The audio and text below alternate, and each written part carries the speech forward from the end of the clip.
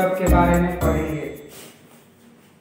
हम लोग JK flip flop में क्या देखे थे कि जब जे और के मान को इक्वल कर देंगे और इनपुट हमारा टी हो जाएगा, तब जो जेके फ्लिप फ्लॉप है वो टी फ्लिप फ्लॉप में कन्वर्ट हो जाएगा। यहाँ पर जेके फ्लिप फ्लॉप में अगर इनपुट में हम लोग कुछ चेंज करते हैं तब जो हम लोग को फ्लिप फ्लॉप मिलता है उसी को हम लोग टी फ्लिप फ्लॉप कहते हैं। लेकिन उसके इनपुट में चेंज करेंगे, हार्डवेयर में कोई चेंजिंग नहीं करेंगे, तब जो हम लोग को मिलेगा फ्लिप फ्लॉप उसको हम लोग टी फ्लिप फ्लॉप बोलते हैं। यहाँ पे ये जेके फ्लिप फ्लॉप है, ये जेके फ्लिप फ्लॉप है।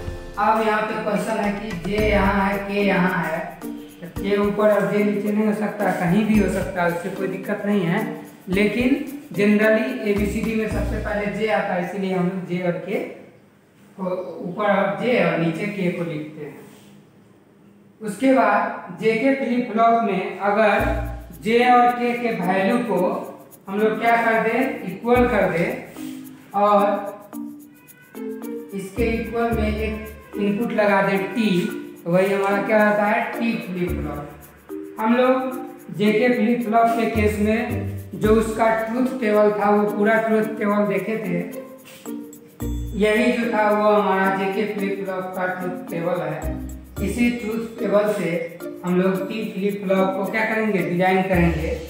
जैसे यहाँ पे देखिए, ये जे के क्यू एन, ये पूरा वैल्यू के लिए हम लोग आउटपुट निकाले हुए हैं जेके फ्लिप फ्लॉप के केस में। अब इसी का यूज करके हम लोग टी फ्लिप फ्लॉप का ट्रूथ टेबल को डिजाइन करेंगे। यहाँ पे देखिए टी और क्यू एन, टी मतलब जे और के, यानी टी का वैल्यू 0 है, इसका मतलब जे और के दोनों का वैल्यू अगर 0 है, जे और के दोनों का वैल्यू 0 है, तो उस केस में जो हमारा आउटपुट होगा वो क्या होगा। तो देखिए, अगर टी का वैल्यू 0 है, इसका मतलब हमारा जो जे और के है उसका वैल्यू 0 है। तो इस जे के ट्रूथ टेबल में देखेंगे कि जे और के का वैल्यू 0 0 कहाँ है। तो ये दोनों केस में जे और के का वैल्यू 0 0 है। और अगर हमारा क्यू एन का वैल्यू 0 है तो आउटपुट हमारा क्या है, 0 है। क्यू एन का वैल्यू अगर 0 है तो आउटपुट हमारा क्या है, 0 है। और क्यू एन का वैल्यू अगर 1 है तो आउटपुट हमारा क्या है, 1 है। तो जब क्यू एन का वैल्यू 0 है तो आउटपुट 0 है, और जब क्यू एन का वैल्यू 1 है तो आउटपुट क्या है, 1 है। यहाँ से हम क्या देखें कि ये दो रो के लिए जो हमारा आउटपुट हुआ टी फ्लिप फ्लॉप में वो 0 और 1 हो गया। उसके बाद टी का वैल्यू अगर 1 1 है तो हम लोग देखेंगे कि टी का वैल्यू 1 1 है, इसका मतलब कि हमारा जे और के का वैल्यू 1 1 कहाँ पे है। तो देखिए यहाँ जे और के का वैल्यू क्या है, 1 1 है। दोनों कंडीशन में J1 K1 फिर से J1 और K1।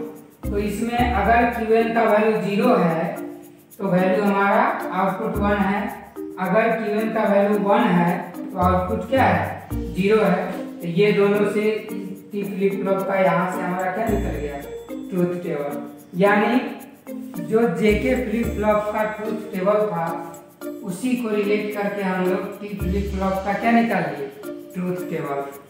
अब अगर हम लोग इसके के मैप को देखें तो के मैप में देखिए आपको 1 कहाँ कहाँ मिल रहा है, एक 1 पे और एक 2 पे, एक 1 पे और एक 2 पे 1 मिल रहा है। यहाँ से अगर हम कैरेक्टरिस्टिक इक्वेशन को निकालें तो देखिए यहाँ पे आपको 1 मिल रहा है, इसका मतलब इसके ऊपर t और इसके इधर Qn कॉम्प्लीमेंट, तो t Qn कॉम्प्लीमेंट प्लस यहाँ पे 1 मिल रहा है तो इसके ऊपर t कॉम्प्लीमेंट और Qn, तो t कॉम्प्लीमेंट Qn। ये जो कैरेक्टरिस्टिक इक्वेशन हुआ ये XOR गेट का ट्रूथ टेबल है। कैरेक्टरिस्टिक्स है। तो इसको जो है हम लोग Qn+1 = T XOR Qn भी कह सकते हैं। ये जो हमारा हुआ वो कैरेक्टरिस्टिक इक्वेशन हुआ किसका, T फ्लिप फ्लॉप का। अब उसी का यूज करके अगर हम लोग फंक्शन टेबल को देखें, यहाँ देखिए T का मान अगर 0 है, इसका मतलब कि J और K का मान 0 है, तो उस केस में जो हमारा आउटपुट मिल रहा है वो क्या मिल रहा है, Qn मिल रहा है। T का मान 1, इसका मतलब J और K का मान अगर हमारा 1 है तो आउटपुट जो मिल रहा है Qn कॉम्प्लीमेंट मिल रहा है। ये जो हमारा हो गया वो क्या हो गया, फंक्शन टेबल हो गया T फ्लिप फ्लॉप का।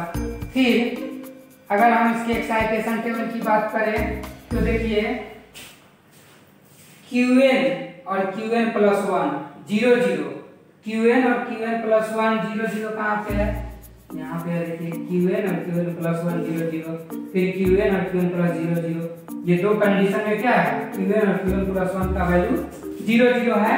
और दोनों में हम देख रहे हैं कि जो हमारा आउटपुट अगर हमारा 0 है तो इनपुट भी क्या है, दोनों ही केस में 0 0 0 0। तो यहाँ पर हमारा जो J और K का मान है वो भी क्या है, 0 0 है। यहाँ पर J और K तो दोनों इक्वल ही हैं, यहाँ पर T का मान क्या हो गया, 0।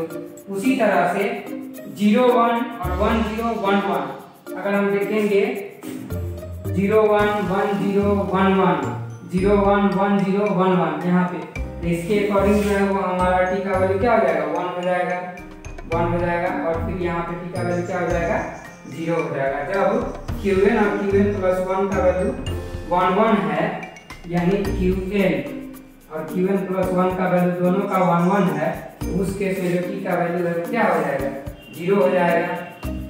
तो ये हमारा एक्साइटेशन टेबल हो गया। अगर हम लोग इस कैरेक्टरिस्टिक इक्वेशन से अगर इसका ग्राफ ड्रॉ करना, सर्किट डायग्राम ड्रॉ करना चाहें तो देखिए यहाँ पे ये XOR गेट का इक्वेशन है।